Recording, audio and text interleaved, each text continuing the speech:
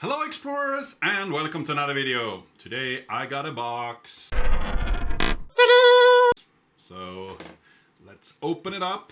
I have ordered a new toaster. No, it's a new computer, of course, hopefully. You never know. The funny part with this is that it was something bought from the US, shipped from Germany, so they clearly have a center over there to ship it to me here. And let's see, how should I get it up?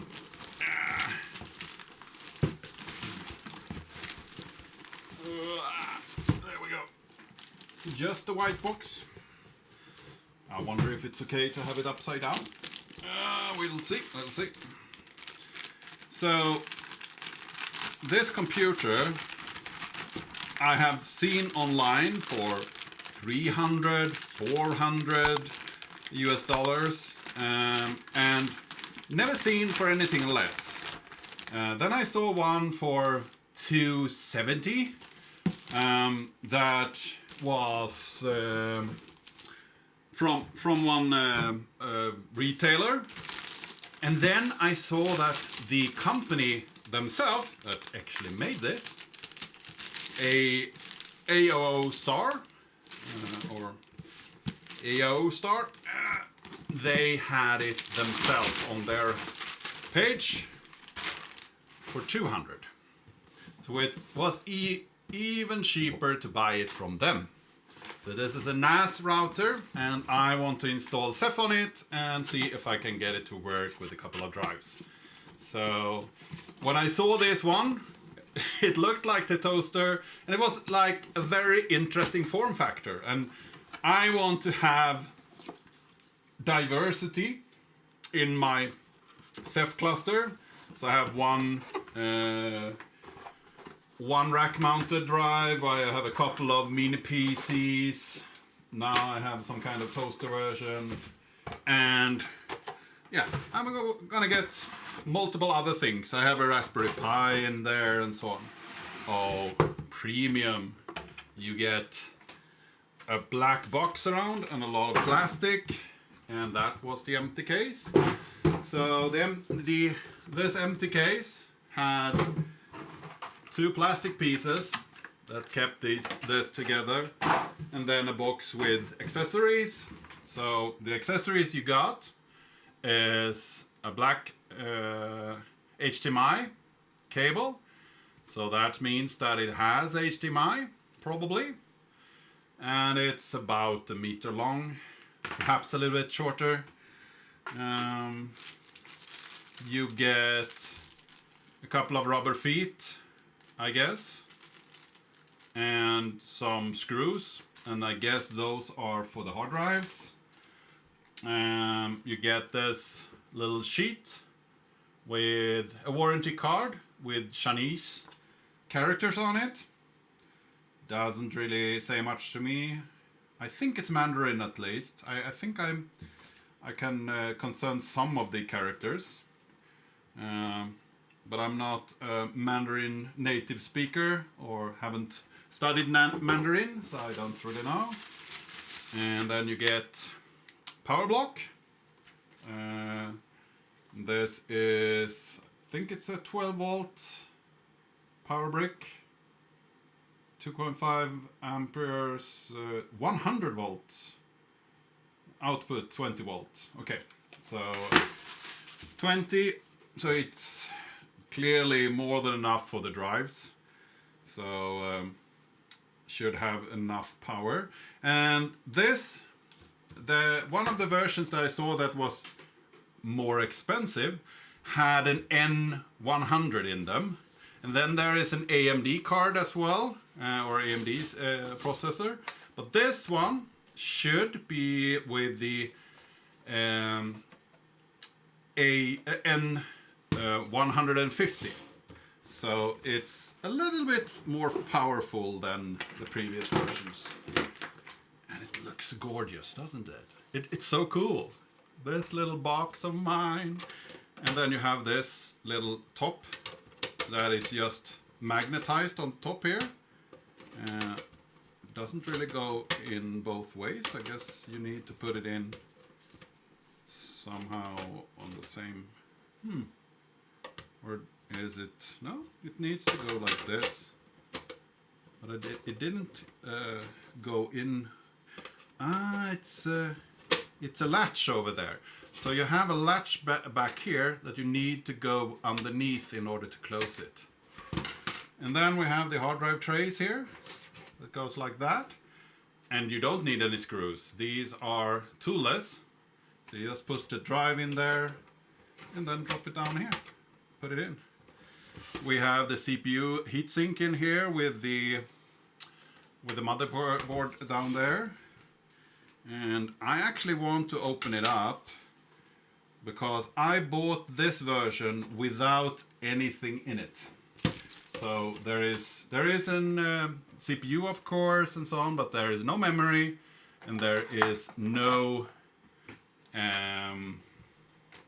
hard drives, of course, no memory and no drive. So let's see how much you can do with this. I guess you take off the screws in the bottom here. Actually was magnetized this somewhat. Not the best magnet. I should buy one of those one day. But at least I didn't put in the feet, so you can add the feet later on in order to. Yeah, and it came out like that. And the lid in the bottom was also free. So it's going to be interesting to put this back together. But at least we have it open now. So here we have the hard drive base. We can see that it goes in there. And we have one card in here. Let's see if you can see that.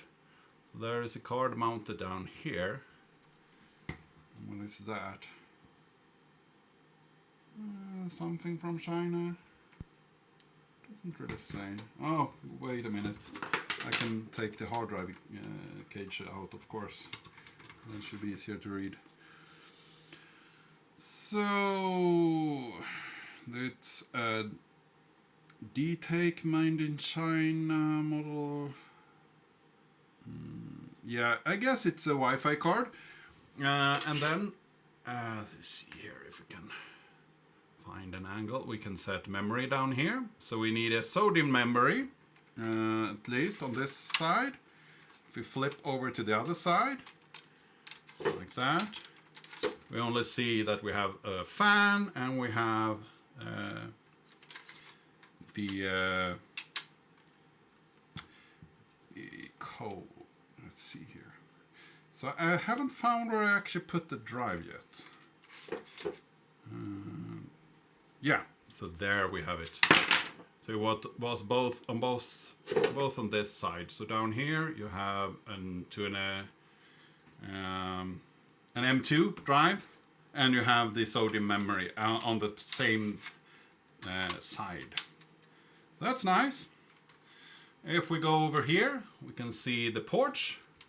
We have network ports. I believe those are, it doesn't really say, but I think those are 1 gigabit. We have a USB-C. We have a USB. No, we have a display port and an HDMI, and we have 4 regular USB. Doesn't really say the speed of those as well. So one is SS super speed. So I guess those are faster than the other ones. So the blue ones. So I guess they are color coded as they usually do. But I don't think I will use that much USB for this one. It's actually not that useful for me. Oh, it has a card reader as well. I have a small little, what are those called? The Raspberry Pi hard drive. I don't remember. So when you have a Raspberry Pi and you put in a hard drive, those are the cards you put those SD cards, I believe, if I don't misremember. So I guess that this, of course, need to put it on in the right orientation, and then you have all the ports on this side. You can actually just thread it on in the wrong orientation if you want. That's interesting. Let's see if I can get it.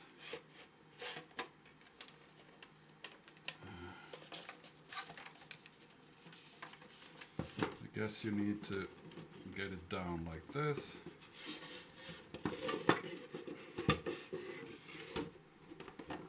Okay, so it's threaded down there.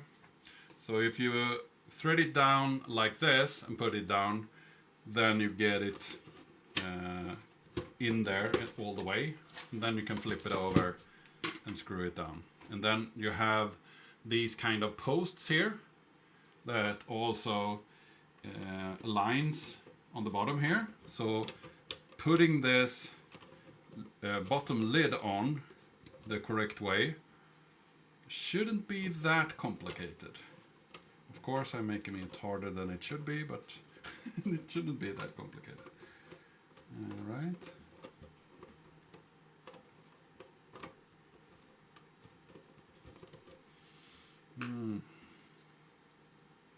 See if I can get some screws threaded here.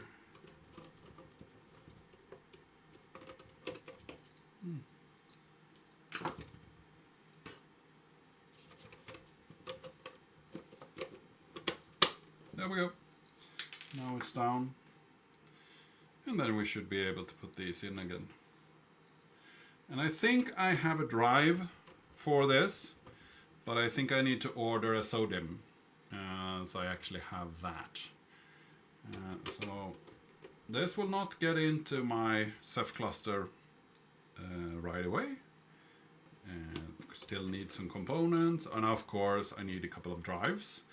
And my plan for this, because I have so many Seagate drives in my cluster at the moment, so in order to make it more diverse, I think I need some Hitachi drives or something else. So I can try other drive manufacturers. I'm also building some prediction networks for drives. So having more test drives in different makes and models is also interesting. So if you have any drives, 8 gigabytes, 6 gigabytes and up,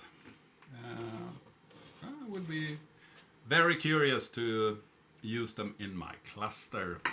So this was a very short video talking about the AOOStar N100 kind of R1 box that looks like a toaster, that has two 3.5 inch drive bays in the top, and comes without any drive or any memory for $200 at the moment if you go to their store.